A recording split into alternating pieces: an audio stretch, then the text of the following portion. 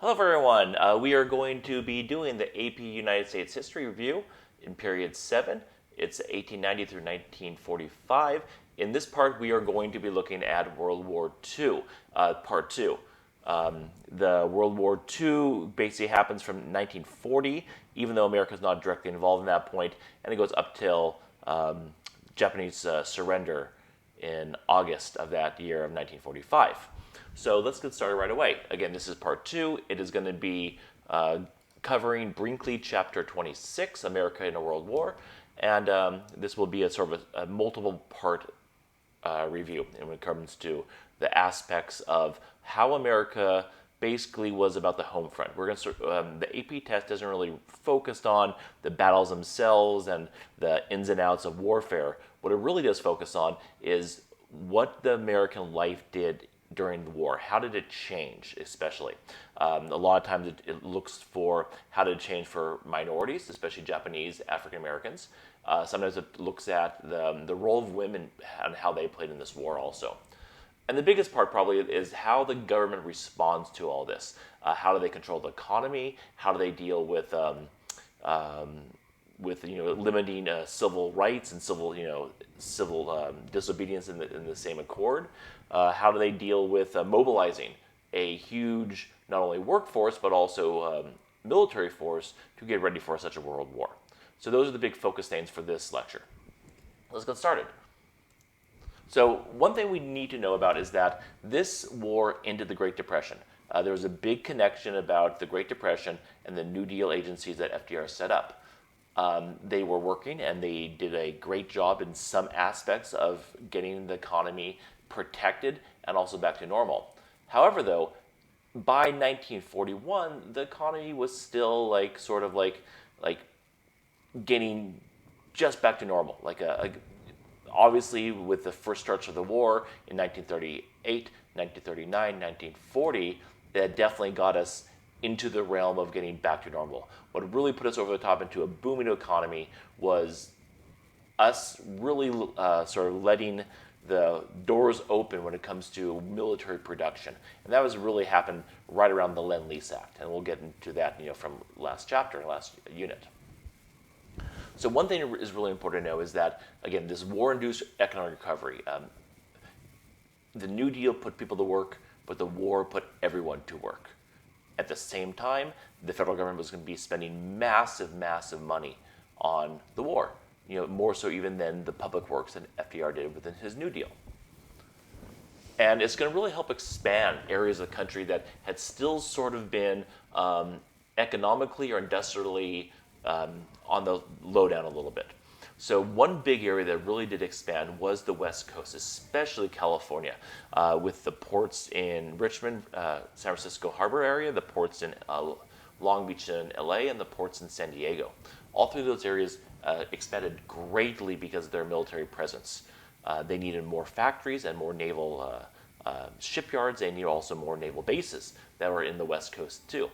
And so we see huge, huge population expansion into California from areas of the Midwest, from areas of other southern areas and other areas of the country.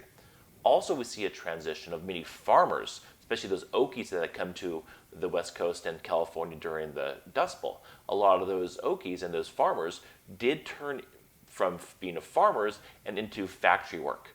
A lot of the people that were in Modesto and Stockton and Salinas and Visalia basically put down their picking jobs and then moved into the defense production jobs in LA and in Long Beach and those areas.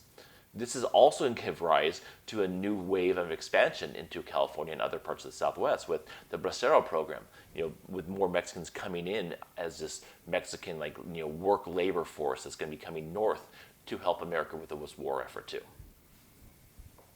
And there's a shipyard there, McDonnell Douglas light bomber, and the men and women who were building those bombers. Okay, labor in the war. Also, this war obviously will cause a labor shortage. More and more workers were needed, and because of this, though, workers had a lot of power.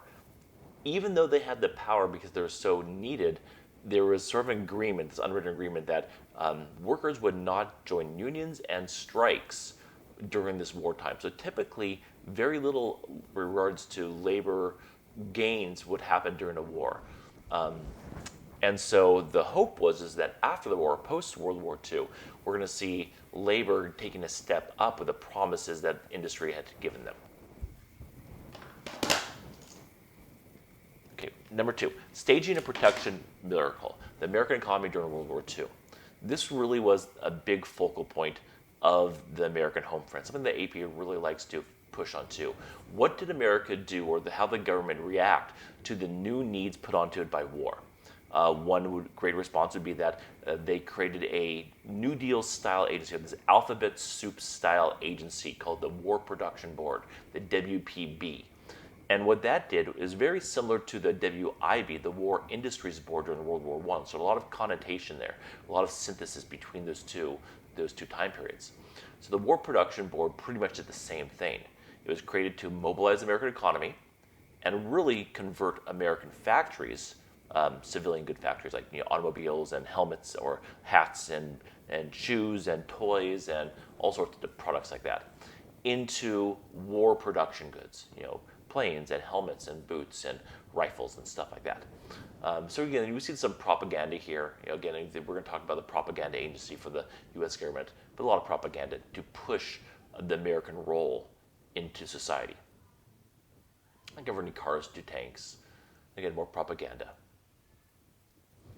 And again, just really building new factories too, and building new things. Again, this is one of the bombers. And of course, if you look at this picture, we're going to look at a new type of labor force that was going to be in the factories. Again, just sort of like World War I, we see women taking a larger role in non-traditional women's jobs. Okay, the economy is going to grow because of this, and especially farm production too, where the farmers that were so bad off basically through all the 20s and even the 30s started to really, really become needed because of the amount of food that were needed. We also see our gross national product increase, more than double in those 5 years. But at the same time, inflation occurred because even though people were now having jobs and having more savings and money, there was a shortage of goods, and there was a shortage of products and raw materials to make goods. So, goods became more valuable, and the price increased of those. So inflation did occur, and the government really wanted to try to keep that down. So they're going to get involved in not only the industrial sector, like we just talked about, but also the financial sector too, and America's economy. So to do that, they created the Office of Price Administration. And what this office did, or this agency did, the OPA, it basically created these controls or restrictions on the economy to basically restrict the amount of money, or basically prices and wages, how far they could go up or escalate during this time period. They wanted to keep a ceiling on prices of goods, even though they were in short supply and ration in many cases. So they were only going to let the manufacturers and the entrepreneurs and the capitalists only charge and basically a certain price for any of these wartime goods like oil or stockings or coffee or bacon or anything like that. This agency also is going to be the one that really does and promotes rationing, making sure that Americans don't have a major shortage of different types of products. And again, they're going to do this in a very unique way by basically giving everyone a ration book, and you could basically use that ration book as a form of basically your not as currency, but it would basically dictate who would get what type of products and how much they could get. Again, there's another Dr. Seuss cartoon. You would see inflated prices going up because there are shortages, and what the government's doing right here is putting on a ceiling. He says, remember now, you can only come up so high, but no higher. And of course, what rationing means that everyone's going to have a share of the product, with no one be hoarding massive amounts of goods that may be needed. Then basically somebody was going to be left without. And again, someone would get a book that sort of looked like this, a ration book, and they were sent, and they basically have all these different ration coupons, are called. And to buy a certain good, you would have to basically tear off and give to your grocer a certain number of ration coupons. to be able to buy that good, like, V8 juice, like that.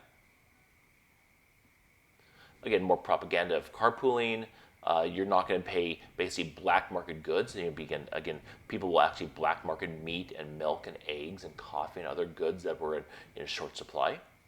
And a lot of people would actually grow a victory garden or basically a liberty garden to be able to sort of offset the lack of goods in the grocery store.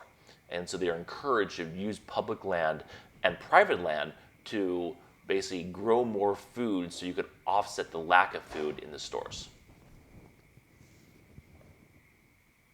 They're also going to promote conservation too. Instead of scrapping your farm materials and your tractors and plows and stuff like that, well, recycle them, because that metal could go into building a new destroyer or a new submarine or a battleship. Save rubbers, check your tire pressure. And this is a really interesting one. Actually, when you cook bacon or other types of meat products, you have lots of grease. Well, that grease, when refined and properly manipulated, can be used for basically explosive devices, bombs. And so they want you to save your bacon grease and save your grease to take in to your meat dealer to recycle it to help production of explosives. Okay, wars cost a lot of money. What is the government going to do to pay for a costly war? Pretty much the same as they did it for World War I. One, they're going to increase income taxes, but you can only increase those so far. So to offset the lack of income tax is needed, they sold war bonds, or liberty bonds, liberty loans, war loans, victory bonds, victory loans. They are all used for the same thing. Basically, people were working, they had more extra income, but less products to buy. So the government encouraged them, instead of putting their money under their mattress or in a bank, give that to the government as a loan. And then after that war was over, they would be getting that money in return with interest. So again, that was a great way for Americans to save money, get high interest rates in return, and the government then do need that added gap money to be able to pay for this war. Again, more propaganda. These are the bonds look like. Okay, to inform the public, we created basically the Office of War Information. For synthesis purposes, in World War I, they created something called the Creel Commission under the name of George Creel, which is the CPI, the Committee of Public Information. Same organization, just different names for it.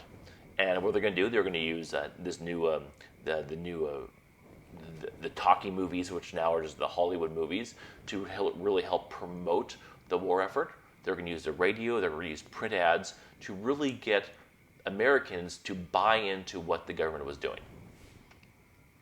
They're also create new comic book characters, the G.I. Joe. And of course, be the major thing for propaganda. So we see here a woman, a man, and a soldier. Avenged December 7th.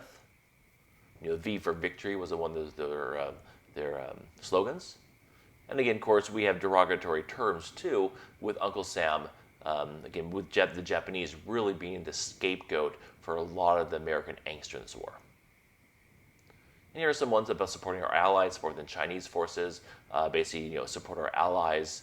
Again, this one's about prostitution and making sure that military men, when they're on leave, do the proper steps to keep themselves fighting rather than in the ER into the hospital. Paint the war for basically war bonds. Captain America became a thing for Marvel at this point. For material, V for victory, and victory gardens conserve material. Again, Tokyo Kid says if you waste material, it's going to make him and the evil Japanese very happy. When working, of course, find a job either in industry, agriculture, or business. Be a typist for the American military and the government, or be one of the Rosy Riveters, which is a woman who is going to be working in this non-traditional, typically men's job in the war production factories. And of course, spying was a big thing. Again, really not a whole bunch of spies in America we had to worry about, but the thought of that they were all over the place. And of course, you've got to build an army too. So what we're going to do, in 1940, America will start its first peacetime draft in U.S. history. We've had drafts before, but never during a time when America wasn't actively engaged in war. FDR obviously saw the writing on the wall, and so he instituted this Selective Service Act early on, prior to us even getting involved in this war. And again, at the very start, we literally had men, again, this is not a picture of it, young men, but who did not even have weapons to train with. They had to make weapons, for them to train with early on because we were behind the weapon production. And of course, in this army, we're going to have a segregated army. African Americans would be allowed to volunteer and also were drafted into this war, but they were drafted and volunteered into segregated, usually non-combat units. They usually were secondary roles, or they were janitors or cookmates, or working supply lines in the, behind the lines. This is going to be a really important part, though, because there will be some African Americans that do take combat roles. And also, this will be the last war that African Americans do serve in segregated units. Right after this war, before the Korean War too, we'll see President Harry Truman, desegregate the military to aid with the civil rights African Americans. We'll talk about that in the next unit during the 1950s. One group that had a lot of decoration as combat were basically bomber, fighter, support.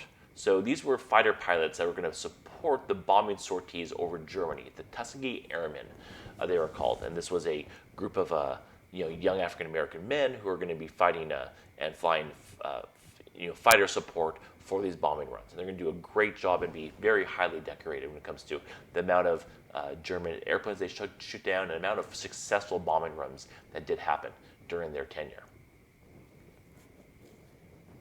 Okay, Americans during the war. Obviously, white American men are going to have a very similar experience. They're going to have more jobs. Many of them will be drafted. And that's going to be a big thing about this. So mostly we're going to be talking about these other groups of Americans outside of white males. Again, white males are going to have more job availability. They're going to have the same sort of social privileges as they always did during American times. And they're going to be highly drafted and in the war effort itself. Okay, African Americans, though, would really benefit from this war on the home front, that is.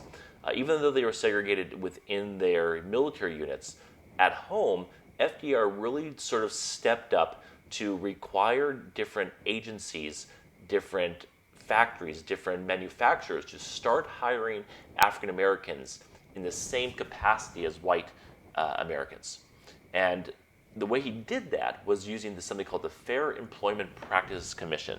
And basically it was Executive Order 8802. Again, Executive Order 8802. Let me write that down there for you guys for a second. Okay. So again, Executive Order 8802. Okay.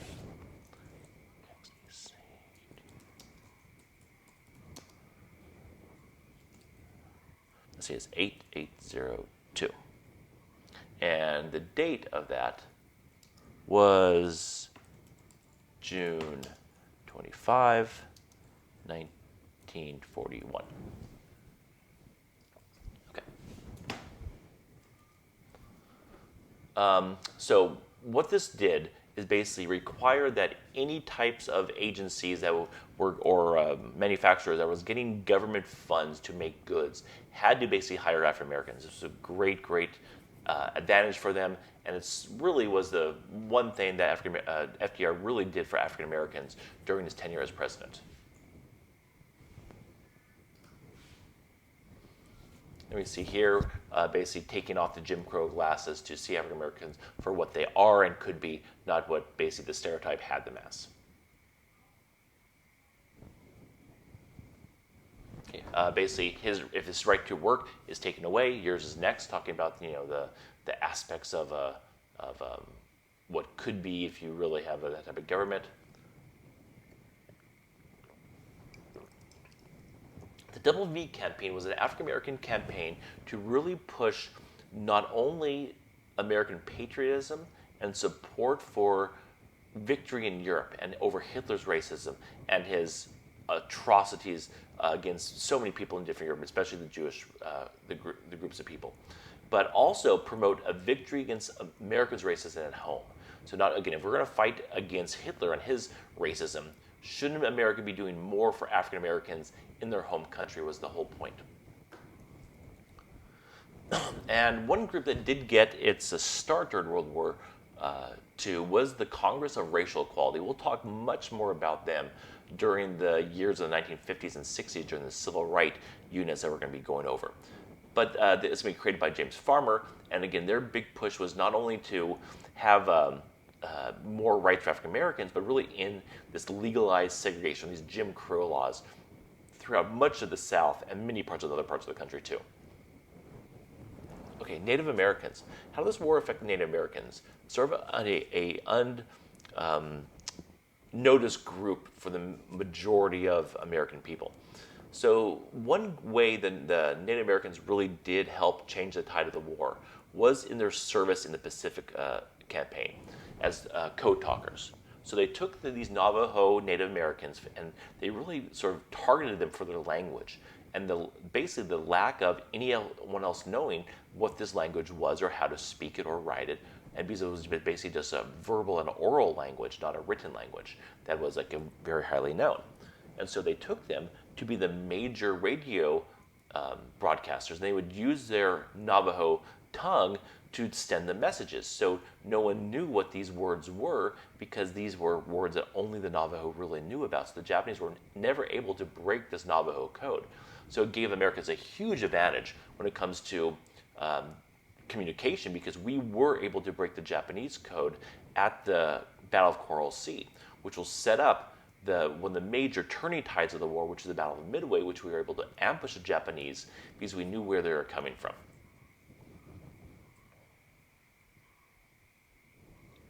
Okay, the Mexican Americans, there's two groups, the Mexicans and also Mexican Americans. One, we had a dearth of farmers. We had basically, we had so many farmers who had left their occupations to either be drafted or the war industry. And so the Bracero program was this work program, an agreement between the U.S. government and the Mexican government where they would send Mexican laborers north to work in American fields during these times of agricultural need, you could say. This is the Bracero program. And it went on for several years. Another instant was these Mexican Americans called Zoot Suiters. And the Zoot Suit riots was a clash that basically the Zoot Suiters had along with Navy sailors. Navy sailors basically had flooded into, from the ports of Long Beach, flooded into Mexican neighborhoods of Los Angeles. And they basically attacked the Zoot Suiters. And when the Zoot Suiters attacked back, the police were brought in and actually arrested the Zoot Suiters, not the sailors themselves. Even though the Zoot Suiters, the Mexican Americans, were, they're beaten up, their clothes were ripped off them, their ducktails, which is the little like ponytail in the back of your head, was cut off them. And again, because of this, we see the racism and the bigotry within the police force of Los Angeles. And after the Zoot Suit riots, it even made wearing these large coats, these large outfits called Zoot Suits, it made it illegal during the rest of the war. So it was a very racial sort of put down for Mexican Americans because many people thought that these big coats and these big pants were unpatriotic because they used more fabric than the style that was most in during the time period where most white Americans wore these very like almost high water pants and too tight fitting jackets and sport coats and jeans and slacks. Okay, how did the war affect women? So women had some very, again, you could, this is a writing piece, there's so much you could go on it. Most likely in multiple choice, it's going to be something about how women took new roles within industry. They became these Rosies, they're called, Rosie the Riveters, where they would be working the factory, working the production line, working the war production, the Liberty ships or the bombers. They had many other roles too. Remember, women also took jobs in agriculture. They took jobs in other parts of American life that men left because of the draft. They also were the ones who had to stabilize the home, with many men and also sons or brothers leaving. They were the ones who basically were the stable person at home. and also having to work and provide for the family too. So they had a huge role. They also were the ones who typically would work the victory gardens in their home plots. So they had a huge role, and this is actually going to eventually catapult them into a higher realm in the late 50s, early 60s. We're going to see a very yin and yang where all these women were having more of a role in society during World War II. They're going to take a major step back after the war during this baby boom 1950s time period. And then we're going to see in the 1960s, women's feminism really rise up again.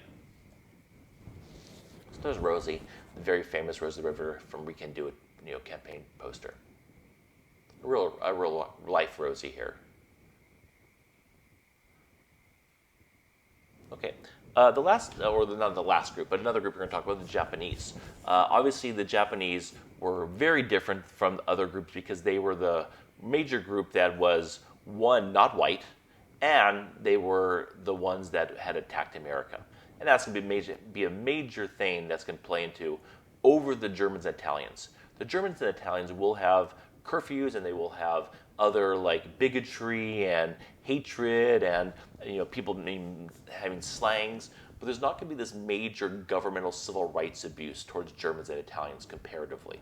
Again, there is going to be sort of a push down racially and stereotypically on them, but not the way the Japanese were dealt with by the American government. And you'll see why. So one, Japanese are different than Germans and Italians because they're much easier just to say, oh, you're different because you're not a white American. They're easier to target because they're easier to see, oh, being different, being Asian. So that's one thing. And their culture, their religion, their social life was also very different than many Americans too. Many, let's say, white Americans, a better way to say that. And so that sort of put them a little bit aside also. Third thing was the Germans and Italians we were fighting in a war against, but they didn't attack us directly like the Japanese did. So there was a lot of anger and angst against the Japanese because of how we entered the war and how Pearl Harbor went down.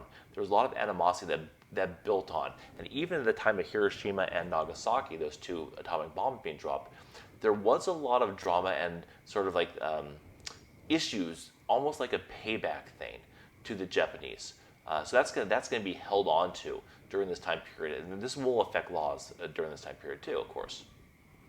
And again, the American propaganda, the Office of War Information, is going to really play to that. They're going to really push like the Japanese being a very negative group. Of course, obviously the Japanese emperors and the Tojo and the soldiers who are fighting us, of course, they're the ones who we should be ostracizing and hating. But it did then bring itself back to the Japanese people that were living in America, and even the Japanese Americans who were American citizens. So shortly after the Pearl Harbor in 1942, FDR is going to enact this Executive Order 9066. And what's that going to do? That's going to basically intern all Japanese, not only Japanese nationals, Issei's, but also Japanese Americans, or these Niseis, to internment camps for the duration of the war. And that's going to be a major abuse of civil rights for so many different reasons. Obviously, there's a plethora of different rights that are going to be abused. The First Amendment, the Second Amendment, which is not right to bear arms, the Fourth Amendment, the Fifth Amendment, the Sixth Amendment, the Seventh, the Eighth. You could also claim that this is possibly even the 13th Amendment of slavery, definitely the 14th Amendment of civil rights, the 15th Amendment for voting rights. Again, several others too, were just blatantly broken. And so they're going to only be given a few short days, a few short weeks to get their orders in affair before they would have to basically come to these relocation centers to be then taken to these more permanent internment camps. Most Japanese are going to lose their livelihood. They're going to lose their stores. They're going to lose their houses, lose their cars. They aren't even able to take all their things with them. Typically, they're only allowed to take a small amount of goods. I, too, am American. I'll read that for a second. It's a nice little, sort of saying by Frank Tanaka of Salem, Washington.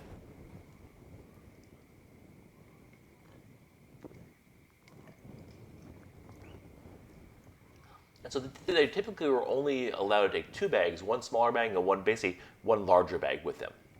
They weren't told where they're going to go, how long they were going to be there for, what the weather was like, what were the accommodations or the amenities there, nothing. Just given 2 weeks to leave, they had to sell their goods for basically rock bottom prices, pennies on the dollars. One of the local places in California that was this relocation center was the Rodeo Grande Salinas. And they made these temporary facilities out of the horse stalls that Japanese would basically would stay at.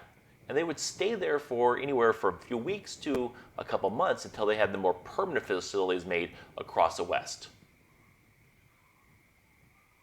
Again, these are the temporary barracks. And then these are the locations of the War Relocation Authority relocation camps. Probably the most famous one, because of the Farewell of the Manzanar book that was written, was Manzanar, California. But there's several other ones that you see here across the West Coast. There's Manzanar right there. And again, that's still a National Historical Site there. You can see a lot of the original facilities were still there. So it's the same building, the same like gymnasium and other things. And there's a great museum in Manzanar. Again, a little bit out of the way in the Owens Valley on the backside of the Sierras, but still an amazing place to go see basic history from 70 years ago, 80 years ago. There's Tule Lake in California too. And this one man, Fred Korimatsu, did create a lawsuit against his arrest and his internment. What he basically sued for is that his arrest and his internment were unconstitutional under the 14th Amendment, basically stating that he was taken into custody and put into internment based on his race alone and no actual crime. And that's basically what the 14th Amendment states, is that we cannot use race for any types of civil rights issues. Basically, all races have the same constitutional rights. And he sued. And the Supreme Court actually agreed with him that he was interned and he was jailed because of his race. But here's the catch, is that they also state is that during times of war, certain constitutional rights can be foregone or limited or basically infringed upon for the overall safety of all Americans. Again, a great sort of thing to look at this. And we can also look back at the Sedition and the Espionage Act of World War I and how those infringe on rights also. And so again, that's a great way to show connection between one time period and the next. And Jewish Americans. So Jewish Americans are our last group we're going to look at.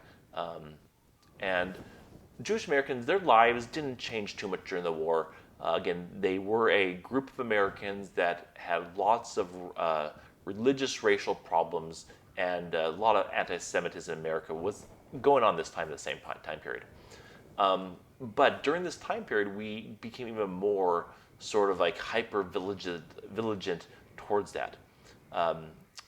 Remember, during this time period, we're also in the Great Depression, and America was thinking, do we really want to take on Jewish refugees? And this was not during the war itself, because obviously the borders were closed once the war started. We're talking about the 1930s, when we see the rise of Aryanism, the rise of Nazi, and the rise of Hitler in Germany. And many Jewish people started to flee and started to leave the area. Most did not, though. Most thought it was oh, it's going to be okay. We'll withstand this one leader, and then the next one will be better. But some did try to leave, and pretty much America closed their doors to any Jewish refugees or any Jewish people that wanted to come over. One example of this is the ship St. Louis that basically sailed to the Americas, and they were really wanting to embark and dock at one of our ports, but we did not allow them entrance in any of our ports. They eventually will have to sail back to Antwerp, which was Netherlands, where they were many of the Jewish people will eventually die in the Holocaust. And there it is right there. Okay, unprecedented territory. The 1944 election, FDR will run for a 4th term. What's important is who he picks as a running mate.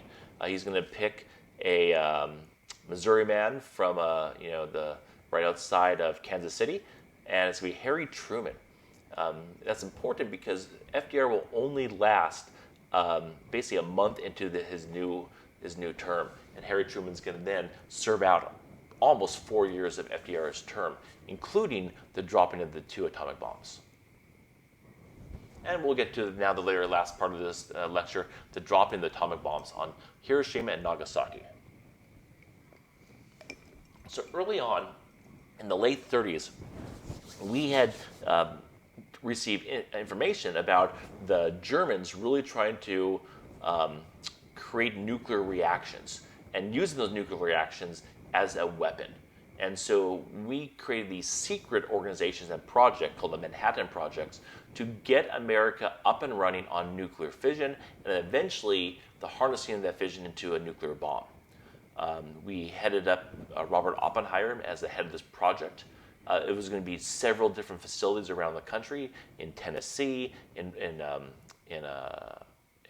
Washington, in California, and also this main area will be basically the labs at Los Alamos, New Mexico, and the test site that's there too. The first bomb that's going to be dropped is called the Trinity bomb, or the Trinity test. Again, this is the only bomb that was dropped basically in the American desert prior to the bomb being dropped on Hiroshima and Nagasaki. The problem with this early bomb is it was way too big. They had to basically compact it into a bomb that was going to be able to be flown out and dropped on an enemy or a target.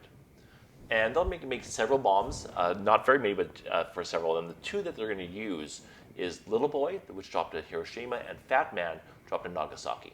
Again, one being uranium and one being plutonium. And here's a big question. There's a lot of debate over, should we use the atomic bombs?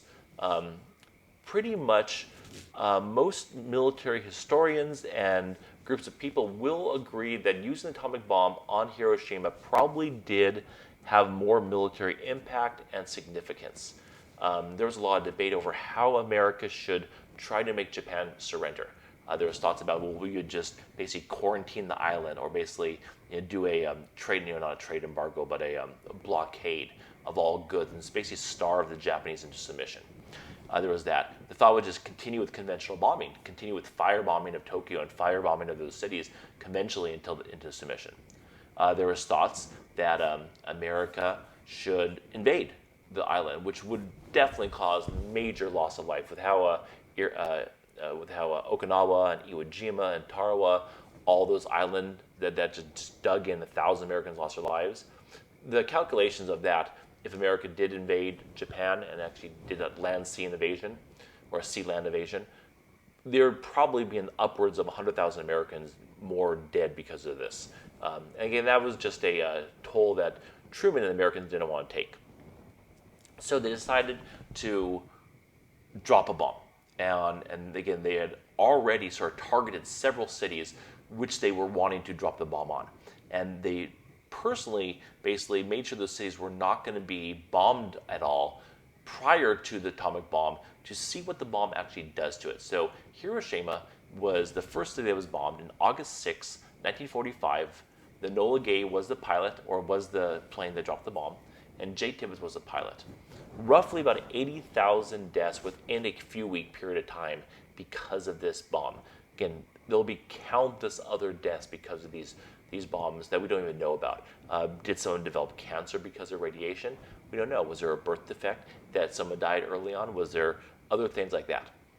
A few days later, with Japan still not surrendering, we'll drop a second bomb on Nagasaki. And then a week later, they will surrender officially. There will be a lot of debate over should we have dropped that second bomb on Nagasaki. Again, some people will say it's a military tactic. Other people will say that this was a warning to the Russians, the Soviets, in anticipation of the oncoming Cold War. Again, there's lots of debates on it, and again, they go both ways on which way was the best decision to make. There's Enola Gay, there's Jay Tibbets. Again, that's still around in the U.S. Smithsonian Museum in Washington, D.C. And there is Hiroshima. And there's a model of Hiroshima prior to the blast, and there's a picture of Hiroshima after the blast. And this building is the only one that's still standing today. They actually made this into a memorial for all the people that lost their lives. We'll see another picture pretty close. So that's the bomb dropped at 8:15 a.m. And there was this weird phenomenon that when people were walking and this flash went off and this instant heat vaporized them, that they would actually get these like cast shadows that were cast on anything that sort of was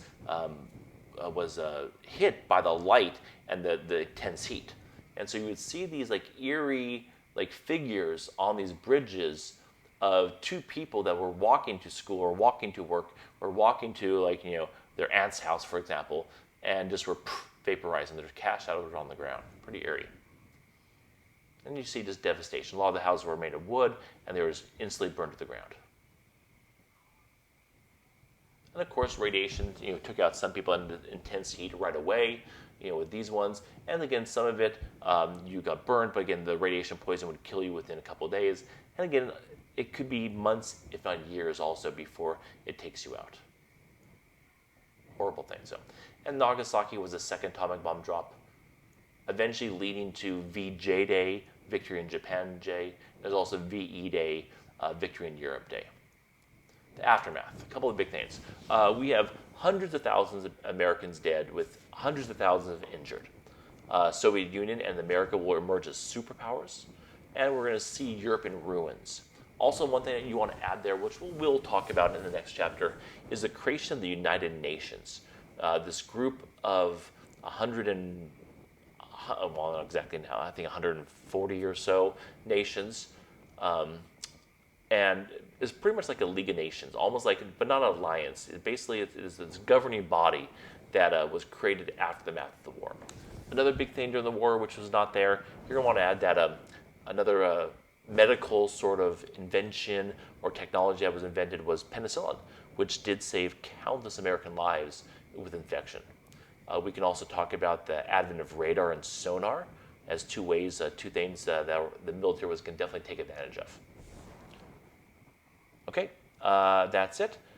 And absolutely have a great day looking at this. Hopefully you do your AP test great. Remember, there's going to be a lot of connections with this war and World War I. A lot of connections to the end of the Great Depression and into the New Deal and into World War I. There's sort of a progression or a continuation or change over time. A lot about the government involvement in American society from the New Deal into a war deal, you could call it. Also a lot about racial things, a lot about African Americans, and a lot about Mexican Americans, a lot about women and different groups or non-white groups and their connection to this home front. Going forward, we are going to see how America will play this major war in world powers because of their role in the World War II. So a lot of continuation and change over time because of that, or thematic differences there. Okay, hope this all helps, and great studying, and good luck on the AP test.